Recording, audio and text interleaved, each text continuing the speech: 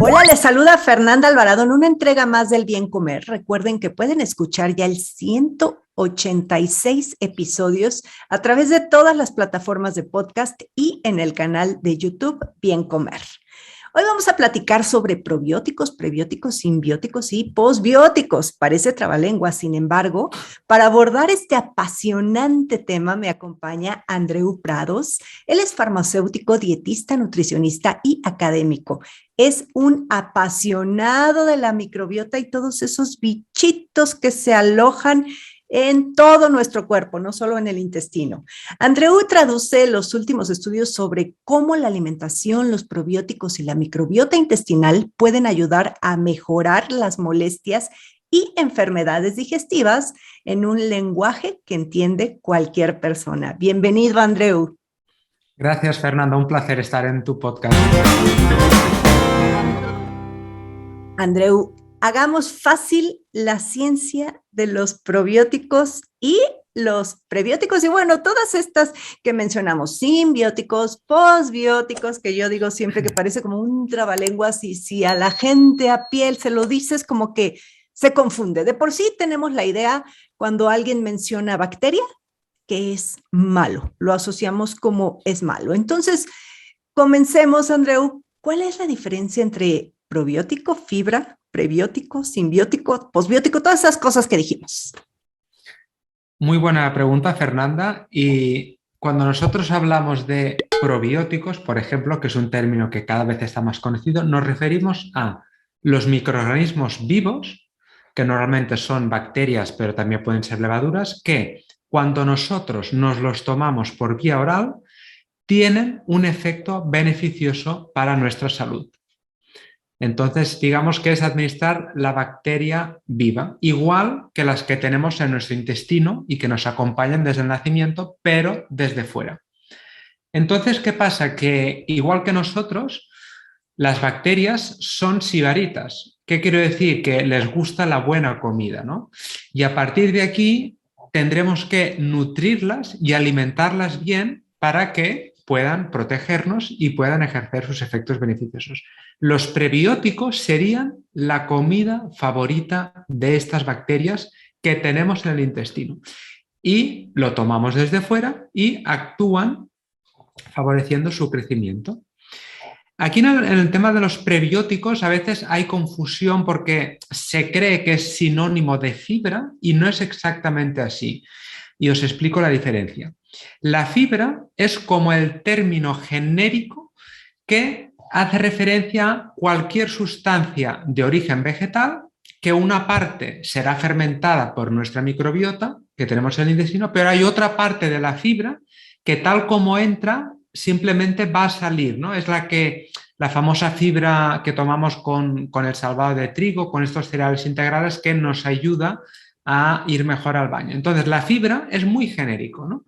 Entonces, los prebióticos son un tipo de fibra, pero no toda la fibra es prebiótica. Y esto es importante, porque de hecho, cuando a la hora de buscar dónde se encuentran estos prebióticos, hay que buscar palabras como, por ejemplo, inulina, que a veces es muy habitual en los productos, ¿no? La inulina es un tipo de prebiótico que se ha estudiado.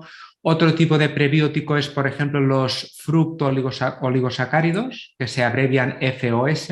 Entonces, esto es otro tipo de prebiótico. Pero por norma general no podemos decir tomar más fibra y ya está, ¿no? Es decir, para la microbiota lo fundamental es mejor escoge los prebióticos adecuados, que es cierto que muchos alimentos los contienen, como por ejemplo los espárragos, ¿no? Las alcachofas, la chicoria, que está muy rica para desayunar, también es prebiótica, pero hay que matizar muy bien, ¿no? Entonces, esta diferencia entre la fibra es toda la fibra de origen vegetal y los prebióticos que serían una subtipo de fibra que es la que realmente nos favorece para la microbiota.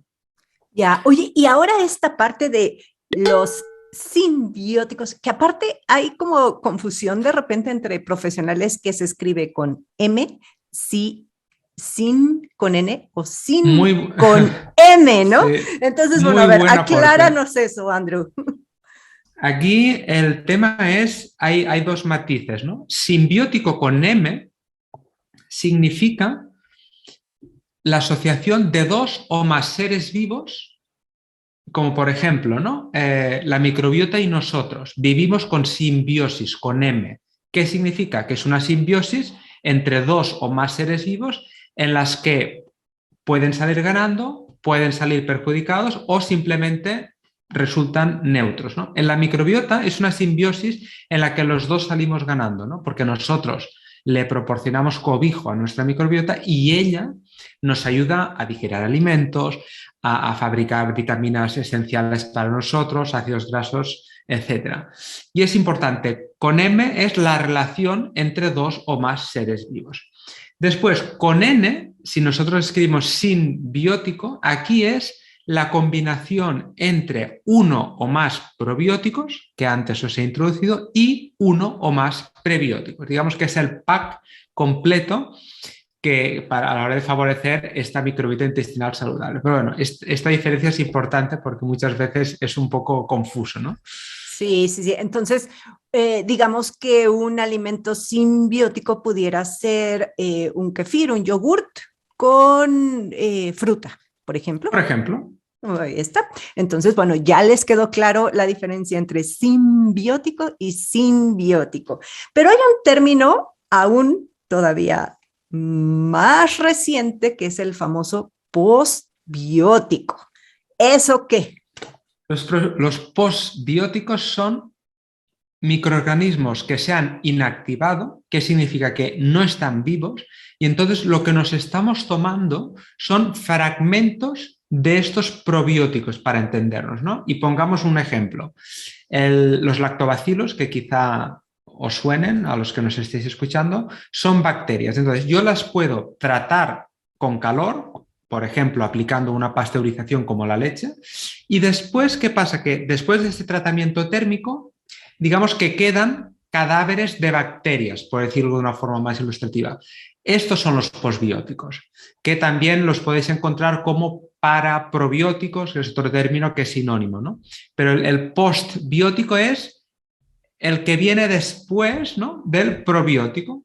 Y nosotros cuando tratamos el probiótico, le hacemos un tratamiento, quedan estas bacterias. Y por ejemplo, a nivel de beneficios, pues se ha visto que son seguros, ¿no? Porque muchas veces un paciente que está con alguna infección o un paciente crítico, aquí a la hora de darle un probiótico puede ser problemático. Entonces, los primeros estudios con los postbióticos vieron que como el microorganismo está inactivo, no puede dar lugar a riesgo de infecciones y en teoría podrían ser más seguros. Lo que pasa que toda la ciencia de los postbióticos está un poco verde. Quiero decir, se está investigando muy poco a poco, pero no tenemos tantos estudios como, por ejemplo, con los probióticos y los prebióticos, ¿no?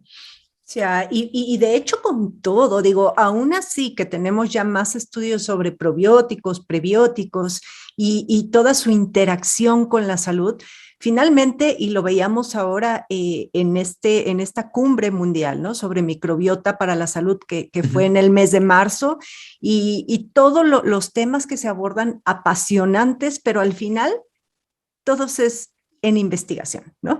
Todo es veamos Correcto. qué va a suceder, pero pues al final todo lo que se ha visto es muy prometedor. O sea, yo la verdad es que es un tema que me apasiona porque creo que el futuro está ahí, ¿no?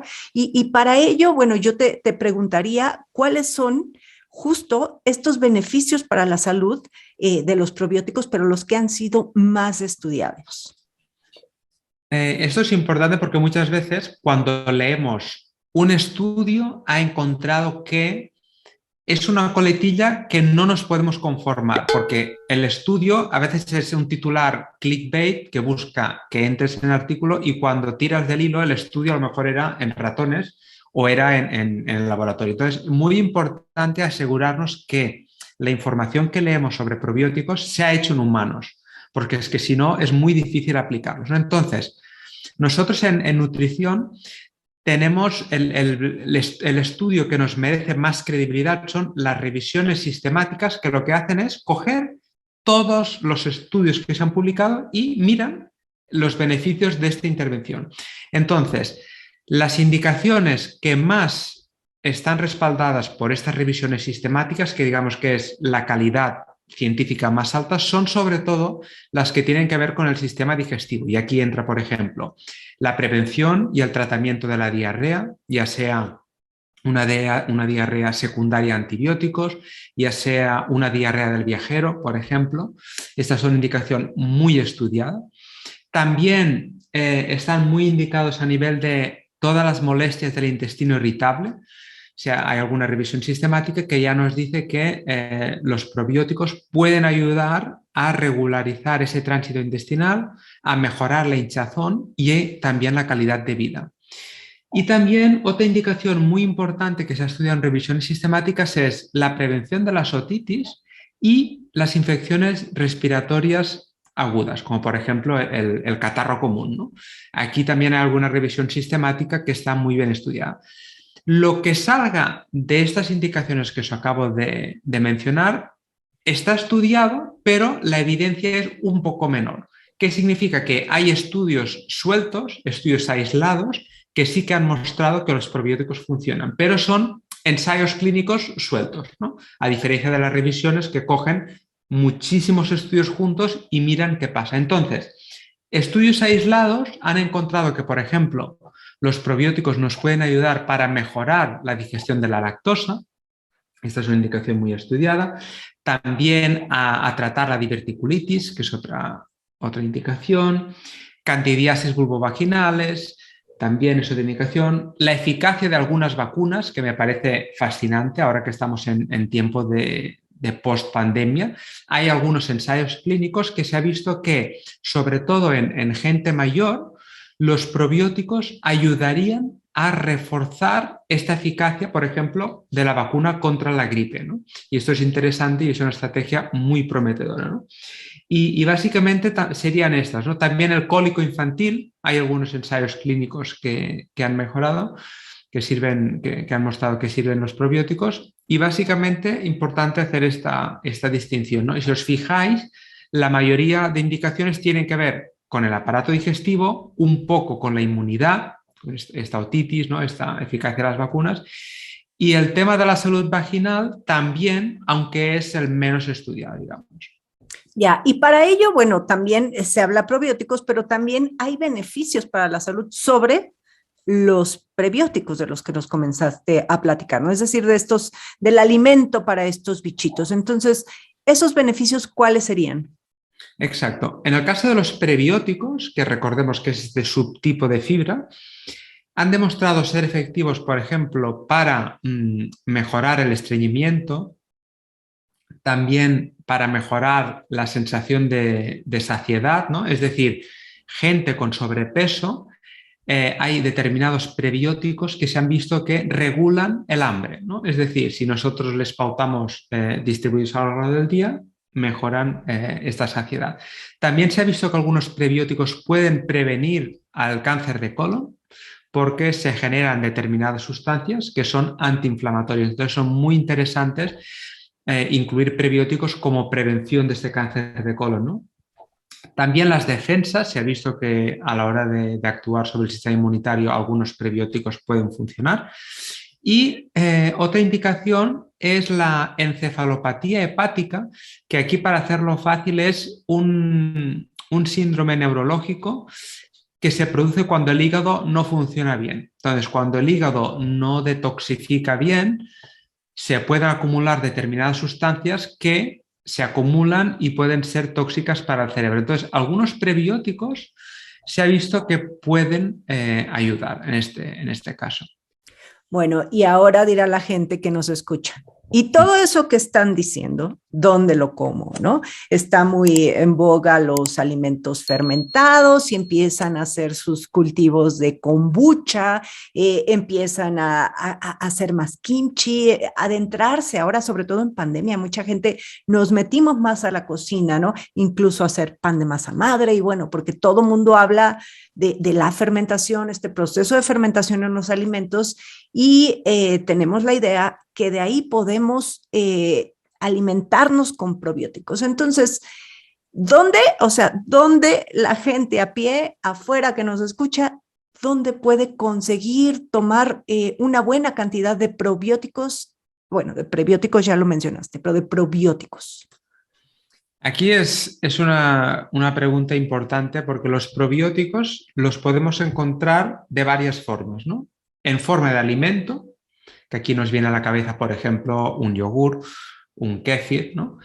En forma de suplemento, de farmacia, para entendernos, ¿no? ¿Qué significa? Que tú vas a la farmacia y compras unas cápsulas o unos sobres que tienen una dosis concreta, ¿no? Y también en forma de medicamentos, ¿no? Porque hay determinados, sobre todo hay una levadura que se comercializa como medicamento. Entonces, importante, el hecho que sea alimento o suplemento no por sí solo nos dice que sea mejor o peor, ¿no? Porque muchas veces estamos acostumbrados de si quiero fiabilidad, tengo que coger este determinado producto. Lo que va a marcar que sea fiable o no son tres cosas. Primero, que cuando nosotros nos estemos tomando el alimento o el suplemento, tengamos muy claro las bacterias que nos estamos tomando, ¿no? Estos bichitos que comentabas, Fernanda, y es muy importante porque muchas veces el pan de masa madre que has dicho, claro que de entrada tiene fermentos, pero en el momento de ponerlo en el horno,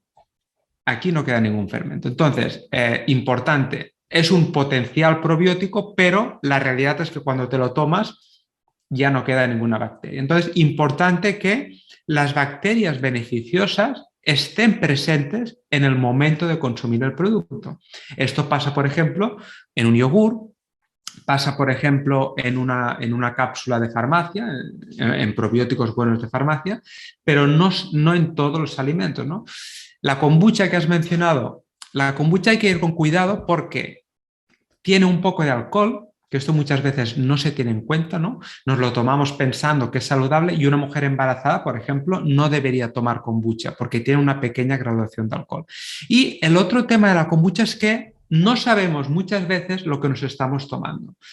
A diferencia de un yogur, que sabemos exactamente las bacterias que tiene en función de dos del yogur o si es una leche fermentada puede tener hasta 3 bacterias y tenemos muy claro la dosis. Con un kombucha es muy difícil. Entonces, ya tenemos esta pequeña diferencia. El segundo requisito que tenemos que mirar es la cantidad. Esto es muy importante porque además de tener bien identificados, ¿no? Con nombre y apellidos a todos los bichitos del probiótico, tenemos que asegurarnos que los estamos tomando con cantidades suficientes. ¿Por qué? Porque la aventura y todo el camino que tienen que recorrer hasta que llegan al intestino grueso o el colon, que es la última parte de nuestro intestino donde van a actuar, ¿no? La fiesta, yo siempre digo, la fiesta está en el intestino grueso, allí está la microbiota. Si un probiótico desde que te lo tomas hasta que tiene que llegar a la microbiota, no consigue llegar vivo, no nos sirve, ¿no? Entonces, muy importante esta cantidad. Y el tercer requisito, que tenga estudios en humanos que hayan demostrado que este beneficio que nos prometen en los anuncios o vemos en un post en Internet realmente sea fiable. Y este es el criterio más exigente, ¿no? Porque hay muy pocos alimentos fermentados que cumplan o que se hayan preocupado, ¿no? de mostrar su efecto para la salud. Entonces, aquí hay que hacer el matiz, ¿no? Que muchas veces el alimento fermentado está claro que es a lo mejor una opción saludable frente a un refresco que tiene mucho azúcar, pero no podemos pedirle que nos sirva, por ejemplo, para un intestino irritable, para potenciar las defensas, como muchas veces se anuncia, ¿no? Como opción saludable para una persona sana, sí, pero si nosotros queremos tratar indicaciones concretas, así, en este caso le vamos a tener que pedir estos 3 requisitos, ¿no? Que estén bien identificados, la cantidad y estudios en humanos. Y esto es muy importante porque el probiótico es cierto que actúa como reclamo publicitario. Nosotros vemos probiótico, es muy tentador. Aquí en España, por ejemplo, vas al supermercado y en la nevera contiene probióticos. Claro, ¿es suficiente esto? Bueno, tenemos que acordaros de este triple check que os comentaba para asegurarnos que realmente lo que nos tomamos sirve para algo, ¿no? ¿Y del kefir qué opinas?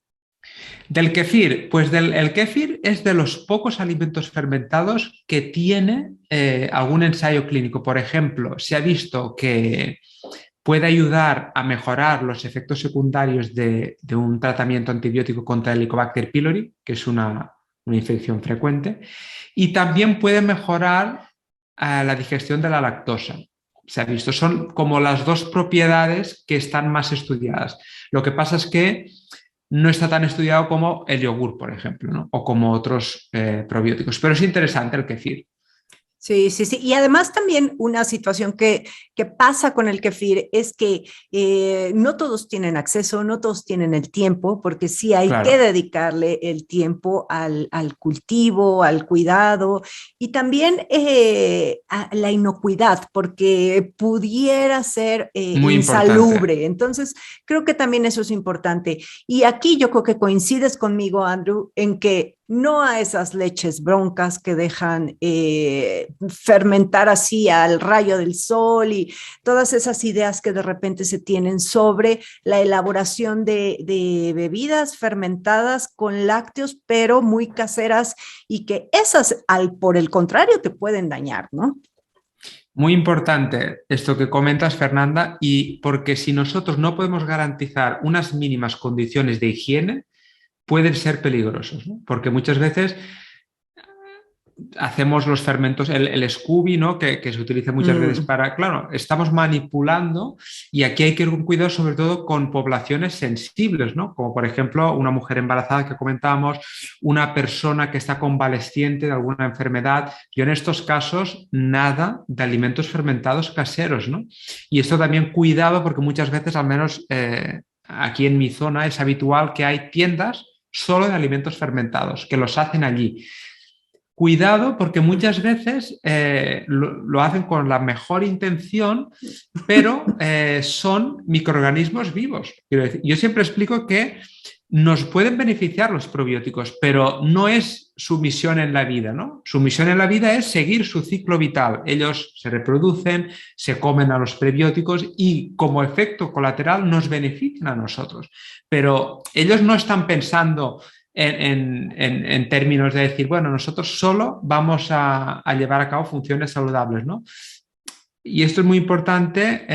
Aquí el mensaje es escoger muy bien los productos y, por ejemplo, cuando tú tomas un kéfir que está envasado, que se ha mantenido en refrigeración, tú te aseguras unas condiciones higiénicas, ¿no? Entonces, si lo haces en casa, cuidado, Sí, controlar la temperatura, cómo lo guardamos, la higiene de los utensilios muchas veces, ¿no? Porque podemos hacer contaminaciones cruzadas, entonces muy importante.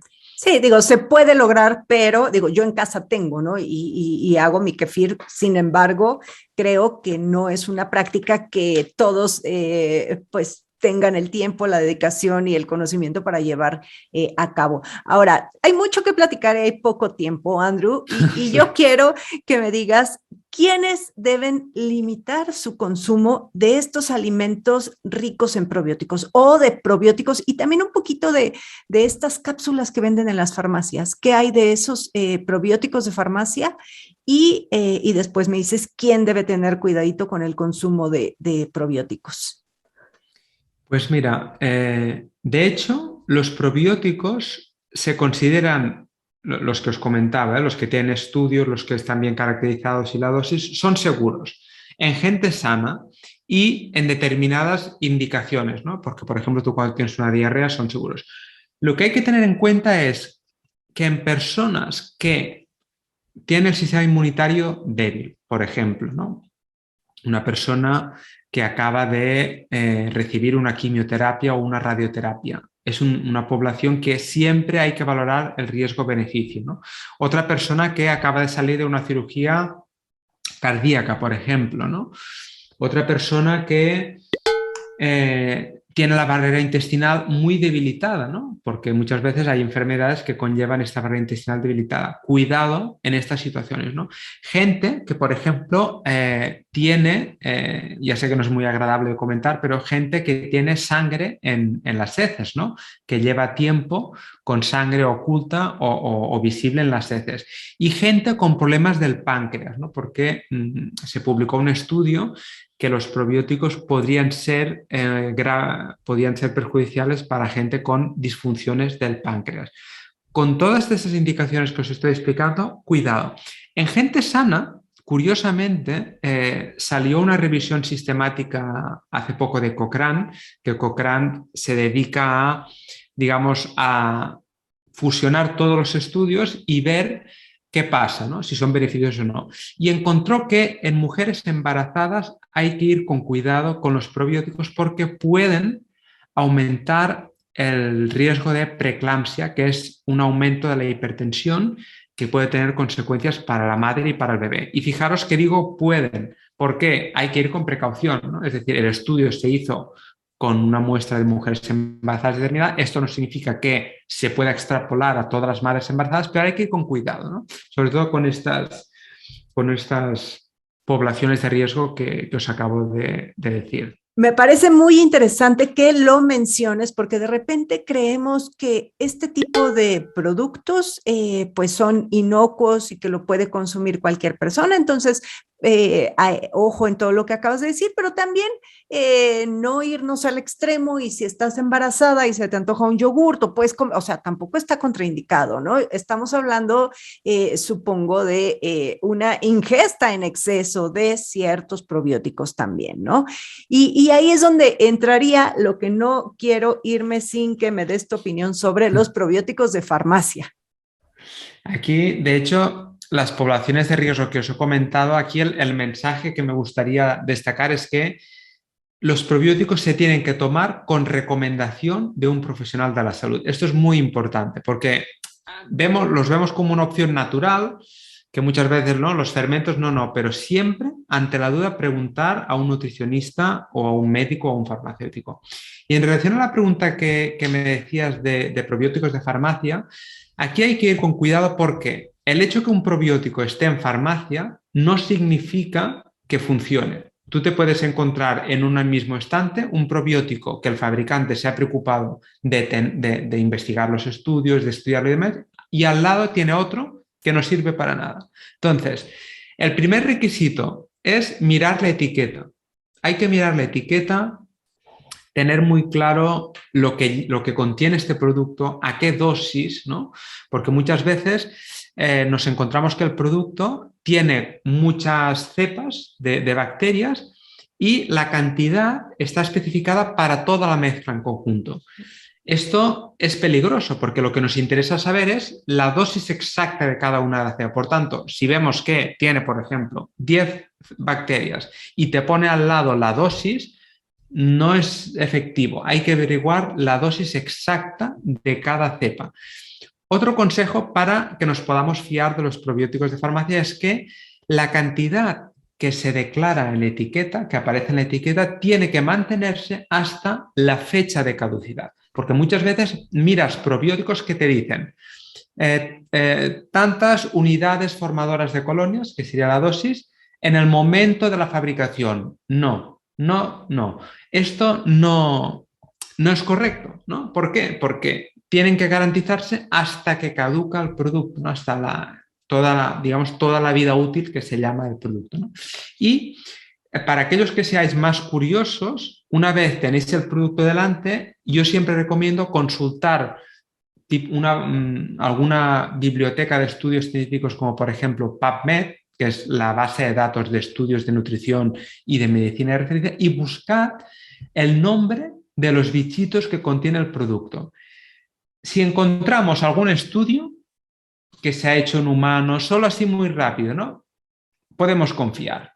Si no tenemos tiempos de ir a PubMed, hay webs como por ejemplo Gut Microbiota for Health, que es un proyecto que yo colaboro para divulgar los estudios de los probióticos, o por ejemplo la Organización Mundial de Gastroenterología, que tiene un apartado específico de probióticos y allí ellos nos dicen qué productos exactamente sirven y cuáles no sirven. Y esto es muy importante porque muchas veces vamos a la farmacia y vemos muchos productos y nos pensamos que todos funcionan. No, hay que ir con cuidado. Y entonces con estos consejos que os doy, tened muy claro si nos podemos fiar o no, ¿no? Porque es muy importante fijarse en todas esas características.